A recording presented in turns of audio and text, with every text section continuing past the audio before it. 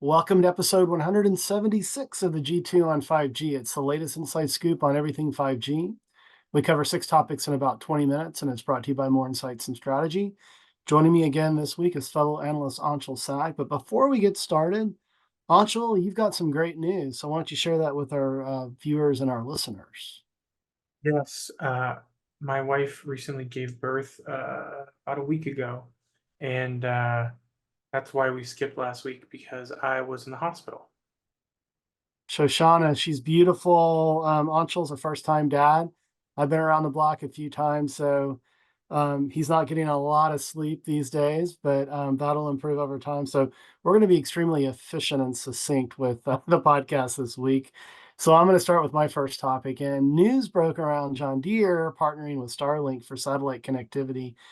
And I'm assuming this came out of CES, but this was an article that I caught through Fierce Wireless. And at a high level, what the partnership entails. And if you're not familiar with how John Deere has done a lot of autonomy, it's really been with GPS, if you can believe it. And I remember it was a CES that was well before the pandemic, and I was able to go out in the middle of a parking lot there near the convention center and saw this demo. But they are moving, no surprise, to LTE and eventually 5G connectivity. But basically, the way this solution works is that if someone is operating a piece of John Deere equipment that is equipped with a Starlink CPE, and there's no connectivity to a traditional radio tower, then this solution can default to satellite connectivity to do a lot of the autonomy and a lot of the different functions that are available through John Deere's application, which is the Deere Operations Center app. So hey, here's another fairly compelling use case for satellite connectivity. So what do you think, my friend? I think it's great. I mean, if you think about a lot of the rural areas where there are farms and just the sheer size of a lot of these farms, it makes a lot of sense that you would want something that, takes advantage of the clear sky Hmm. and, you know, delivers pretty good bandwidth. So, if a farmer needs to get a firmware update or, push new data up into the combine or whatever it is, Yeah, um, it's a lot easier to do with Starlink than pretty much anything else they have access to. yeah, I agree. And so today again, it's mainly LTE connectivity with the satellite failover, but I'm sure with 5G that'll bring some application and some capabilities. I mean, one of the challenges obviously in rural is just 5G is still being deployed, and as you and I have spoken on prior podcasts. Um, there is, standalone that's still well underway from a deployment perspective in the United States and other parts of the world. But I think this is another compelling demonstration of how satellite can bridge connectivity. So with that, let's go to your first topic. And you attended Samsung Unpacked. I'm assuming virtually, right? Yes, virtually. I was pre-briefed. I wasn't able to attend in person. I was invited to go, but obviously I couldn't go. Yep. Just like CES. But yeah, Unpacked was interesting. Most of the information was just new phones, the regular the S24 line updated with the new Snapdragon 8 Gen 3 in the US. The Ultra is Snapdragon 8 Gen 3 across the board everywhere in the world, but in other geographies they are shipping with Exynos 2400 chip. So they've gone backwards and try to save some money and because they make the chips themselves, so they're definitely getting better margins there. Sure. And they're also leveraging AMD GPU IP for ray tracing and graphics in that Exynos chip.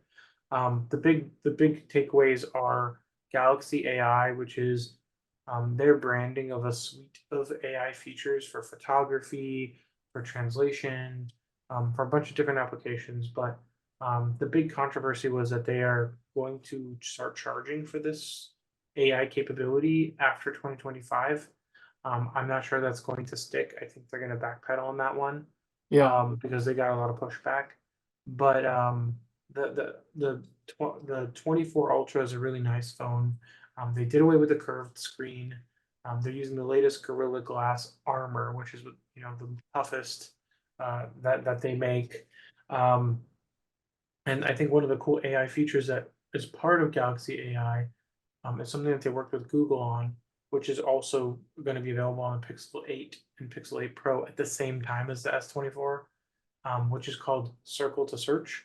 So you can basically pause any video, take any image and just circle a part of that image or that video, and it will automatically search it for you on the internet.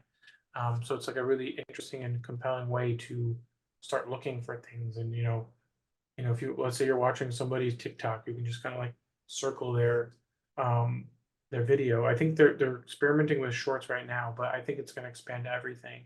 Yeah. And it's just really an interesting way to use AI that's unique, but maybe not exclusive.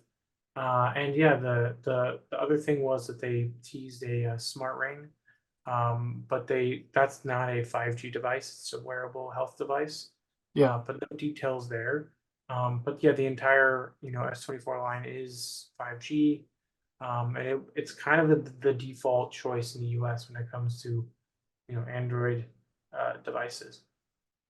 Yeah, I saw the announcement around the smart ring. I wear an Aura ring, and it's pretty incredible. I mean, I'm not a big smartwatch person. I do have an Apple Watch that I like to wear when I travel. So I'm not surprised to see that Samsung is announcing something along those lines. That market is becoming crowded. Aura tends to be the leader, but there weren't a lot of details, right? No, no pricing, no availability, just later this year.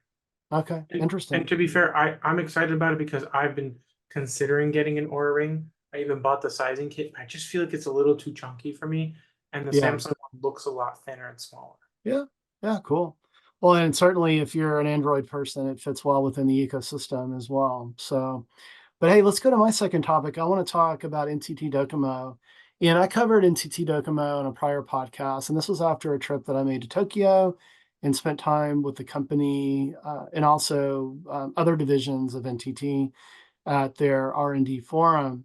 Well, they held what they call their Open House 24 event this year, this past week, and there was a lot of talk around terahertz and 6G and sort of the evolution of 5G. And from my perspective, as I sort of read through the various announcements, they want to lean very heavily into terahertz, which is interesting. You and I have talked about that. I mean, could terahertz be the future of 6G?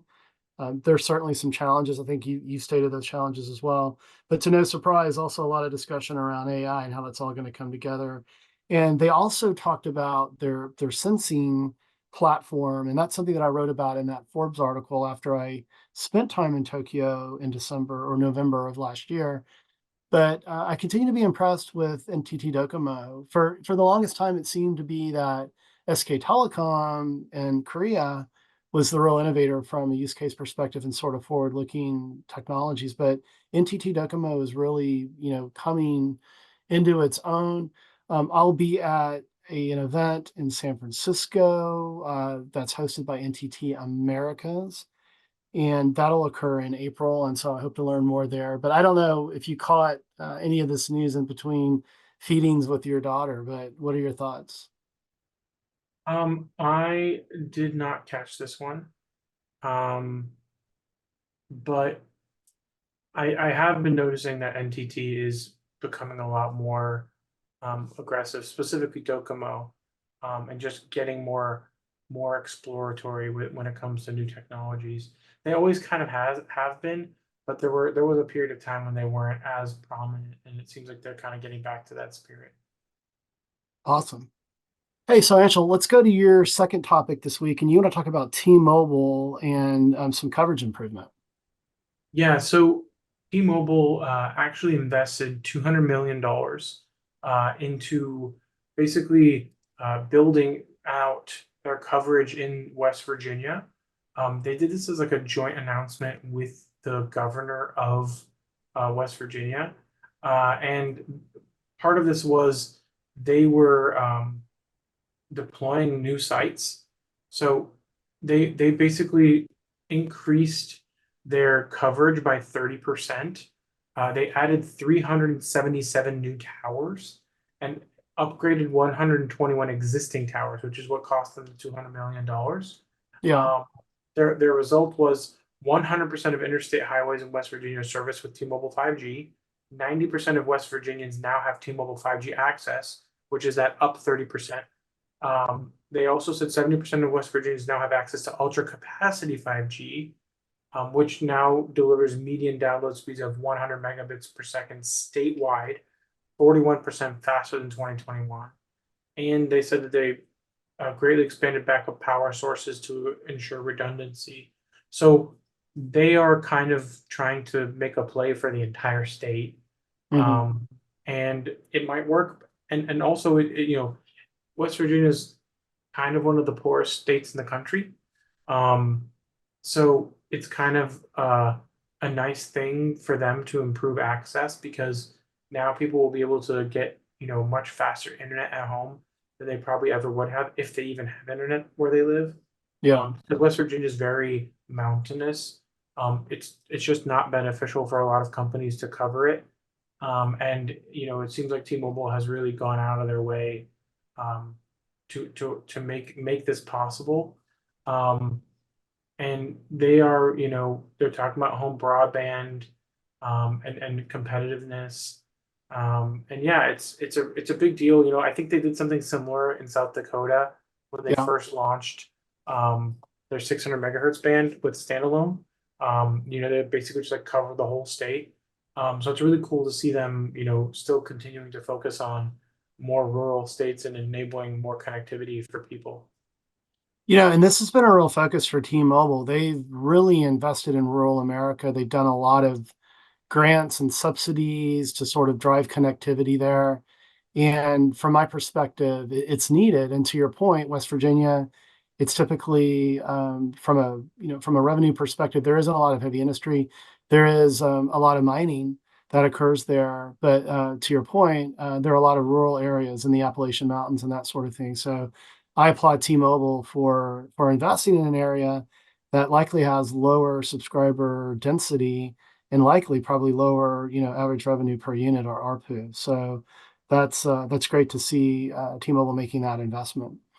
But let's move to my third and final topic, and I want to talk about something that's pretty close to home base. So, the LCRA, or the Lower Colorado River Authority in Central Texas, is actually testing private cellular in the management of not only hydroelectric operations but also parks in the Central Texas area. So, I'm from Austin. I grew up in Austin. I recently moved out to Bastrop, Texas, which is east of Austin. And the Colorado River actually runs through my neighborhood, so this is very close to my heart. But the LCRA operates a number of different dams, and these are all connected through the Highland Lakes chain. So these generate electricity, but also the LCRA has responsibility for park management. So what I really like about this is the LCRA is testing 900 megahertz spectrum. Now this is LTE, but this is to manage basically 34 retail utilities within Texas that serve over 1 million people. And then also, it's going to be piloted amongst 30 parks, recreational areas, and natural resource areas. And if you think about the applications for private cellular, I mean, from an operations standpoint, it's tremendous. When you think about the operation of dams and that sort of thing, you have a lot of sensors, there are, you've got to like open floodgates and that sort of thing. Very similar to a port operation, maybe not as many moving parts, but very ideally suited for that. And if you think about parks and recreation, there are a lot of applications, not only for guest Wi-Fi, but also just for management of parks using computer vision.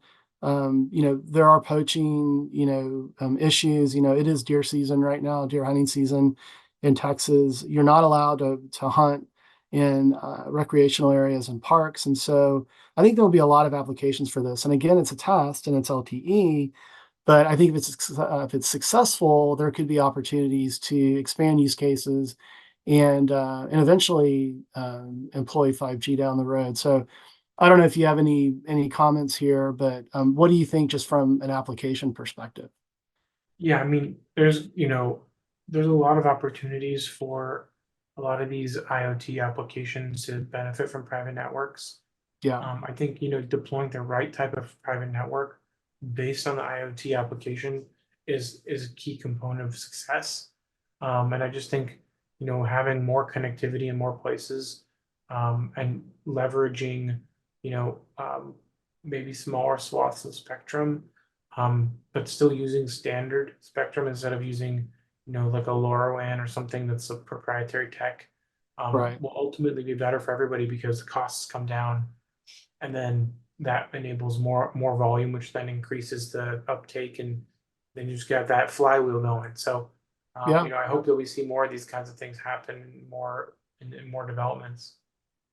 I agree. Well, hey, let's move to your third and final topic. And Verizon has been in the news this week. There was news recently around a pretty big write down of like $6 million relative to their wireline business and what they're doing there. But they've also been talking about 5G standalone slicing and small cell deployments, and you want to share that with our viewers and listeners. Yeah, it's interesting because there's this whole article in Fierce Wireless about um, Verizon's approach to network slicing and standalone. Hmm. And what's interesting is that it, you know, very much talks about how they tied their rollout of standalone with their C-band rollout, which we expected exactly what they was going to be what they were going to do. Makes Um, sense. Yeah, and you know their network has matured. I've actually been on Verizon for the last year. I went out and bought a iPhone 15 Pro Max and slapped it on the Verizon network to get a hmm, good idea of what the coverage is like. I will tell you that their C-band network is quite good, but its reach is not that great. There's a lot yeah, of places where I get signal, and the performance is just not there. Same could be said of T-Mobile's network, but they're in way more places, and I get much faster speeds in general. yeah. Um, but they are talking about slicing. They did some demos. Uh, they did one with Axon for law enforcement applications. I think we even talked about that a few podcasts ago. We did. Um, and then they also did one during Formula One with Lando Norris, where he kind of carried around a device, and they gave him a network slice for streaming that video on his device. So it sounds like they're getting a lot more aggressive on enabling network slicing and taking advantage of SA, which is great because we've been talking about this for years. Yeah, Um, the more operators that, you know, start using 5G SA and network slicing, the more developers will take advantage of it, and then that grows the 5G ecosystem, and demand for that kind of connectivity. And then they also talked about small cells, which they're going to start using C-band small cells, and they're going to start, you know, plugging in holes in their network with these small cells. But you know, they're not saying exactly how many they've deployed. yeah. Um, but you know, it's really interesting because there's just so many opportunities with small cells to plug gaps, which I think they're going to have to do. Like this is the densification you and I were talking about that they were going to have to do. Yeah, I was going to Um, say we've been talking about so that for years, given the I, profile of C-band. it's almost like a victory lap, I would say, Right? because we were right. But nevertheless, I'm glad to see Verizon is going down the right path and the path that we expected they would. Maybe a little bit slower than we had hoped, but you know, Yeah, they did also accelerate their ramp of their network, just like AT&T did. So you know, yeah, they've both done pretty good in terms of rolling out their networks. They still need to roll out their standalone stuff. You know, AT&T might be a little bit ahead of them there. yeah. Um, but what's interesting is, you know, we are finally in the, you know, actual era of standalone, and I'm excited about it because I know what that means for 5G growth. Yeah, and I think as we exited last year and we did our predictions, I think both you and I sort of pointed to 2024 as being the year for standalone. And I agree.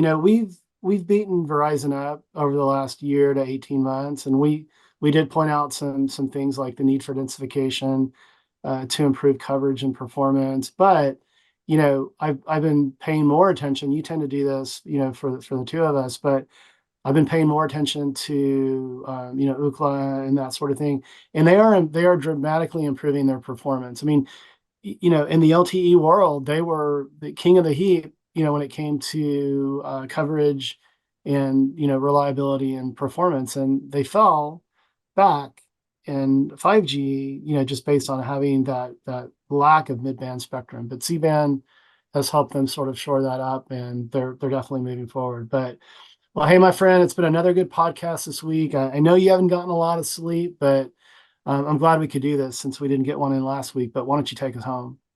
Sure. We hope our viewers and listeners found this week's topics interesting. If anyone out there would like to provide insights on a specific 5G topic for a future podcast, please reach out to us on social media. Will is at Willtown Tech, and I'm at Onshell Sock. We hope you have a great weekend, and please tune in again next week. And don't forget to rate and subscribe.